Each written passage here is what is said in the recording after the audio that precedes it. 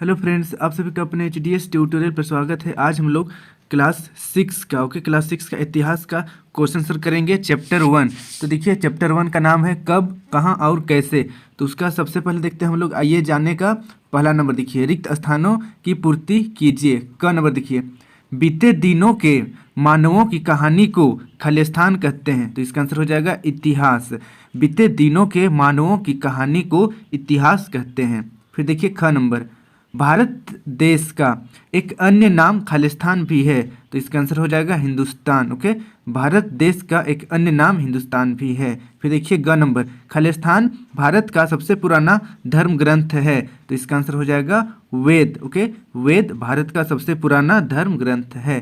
फिर देखिए घ नंबर, प्राचीन काल के अवशेषों के अध्ययन को खालिस्तान विज्ञान कहा जाता है। तो इसका आंसर हो जाएगा पुरातत्व। ओके, प्राचीन काल के अवशेषों के अध्ययन को पुरातत्व विज्ञान कहा जाता है। फिर देखिए नेक्स्ट अंगा नंबर का क्वेश्चन है, खालिस्तान जनजाति को छोटा नागपुर की सबसे प्राचीन जनजाति माना जाता है। तो इसका आंसर हो जाएगा असुर। ओके, असुर जनजाति को छोटा नागपुर की सबसे प्राचीन जनजाति माना जाता है। इसे नोट कर लीजिए। इसके बाद हम देखेंगे क्वेश्चन आंसर। देखिए सबसे पहला नंबर क्वेश्चन आंसर, पहला नंबर का क्वेश्चन है, इतिहास की जानकारी हमें कैसे मिलती है। ओके, इतिहास की जानकारी हमें कैसे मिलती है। तो देखिए इसका आंसर हो जाएगा, इतिहास की जानकारी के लिए पुस्तकें एक सशक्त माध्यम है। वेद भारत का सबसे पुराना ग्रंथ है। उपनिषद, महाकाव्य, रामायण और महाभारत, पुराण, बौद्ध एवं जैन धार्मिक साहित्यों से भी इतिहास की जानकारी मिलती है। इसमें धार्मिक मान्यताओं एवं व्यवहारों, राजाओं की जिंदगी, औषधियों पर भी चर्चा मिलती है।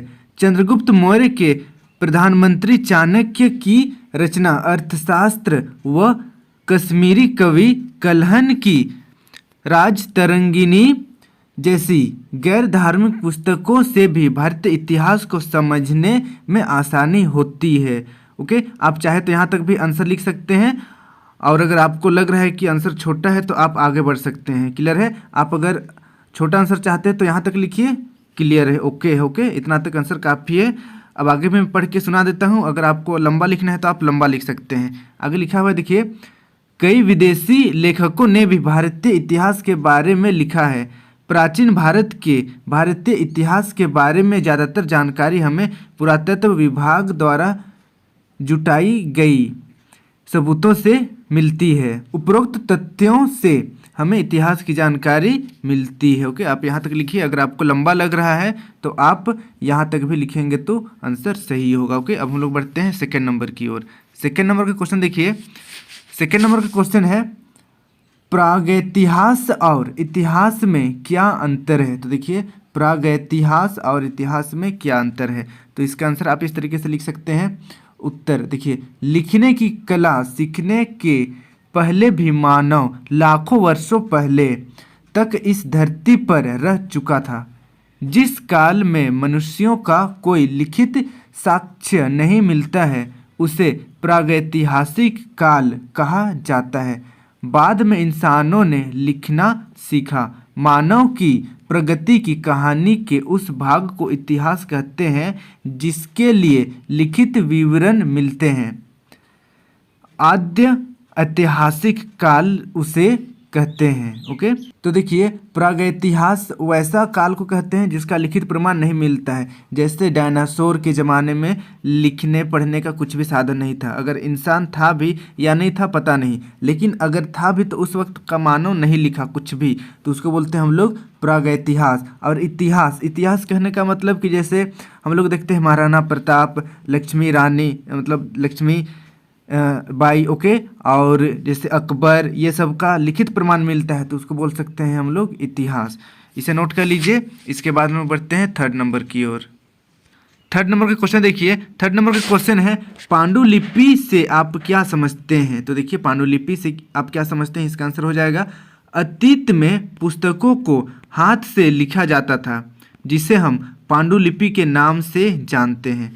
पांडुलिपि को अंग्रेजी भाषा में मैन्यूस्क्रिप्ट कहा जाता है। ओके, तो देखिए पहले मशीन तो नहीं था छपाई के लिए, नहीं प्रिंटर था कि प्रिंट हो जाएगा, तो लोग हाथ से ही लिखते थे। ओके, हाथ से पूरा पुस्तक लिखते थे, तो इसी को कहा जाता है पांडुलिपि, और इसी को इंग्लिश में मेन्यू स्क्रिप्ट कहते हैं। ओके, तो इसे नोट कर लीजिए। अब हम लोग बढ़ते हैं नेक्स्ट क्वेश्चन की ओर। नेक्स्ट देखिए 4 नंबर का क्वेश्चन है, पुरातात्विक स्रोत के अंतर्गत क्या क्या चीज़ें आती है। तो देखिए पुरातात्विक स्रोत के अंतर्गत क्या क्या चीज़ें आती है, इसका आंसर हो जाएगा पुरातात्विक स्रोत के अंतर्गत निम्नलिखित चीज़ें आती है। देखिए अवशेषों में स्मारक, सिक्के, मिट्टी के बर्तन, पत्थर तथा धातु के औजार, प्रतिमाएं तथा अन्य प्रकार की चीज़ें शामिल है। स्मारक में प्राचीन इमारतें, मंदिर व मूर्तियां आती है। इनसे विभिन्न युगों की सामाजिक, धार्मिक एवं आर्थिक परिस्थितियों की जानकारी मिलती है। शिलाओं, खंभों, पत्थरों की दीवारों या मिट्टी तथा पत्थर के छोटे फलकों पर उकेरे गए लेख भी हमारी जानकारी के महत्वपूर्ण माध्यम हैं।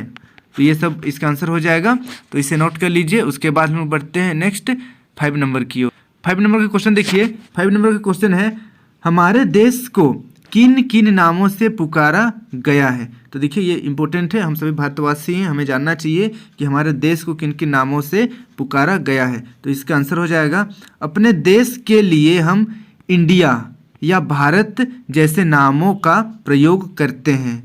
इंडिया शब्द इंडस से निकला है, जिसे संस्कृत में सिंधु कहा गया है। ईरानियों और यूनानियों ने सिंधु को हिंडोस अथवा इंडोस और इस नदी के पूर्व में स्थित भूमि प्रदेश को इंडिया कहा। अरबों ने इस धरती को अल हिंदू और तुर्कों ने हिंदुस्तान कहकर पुकारा।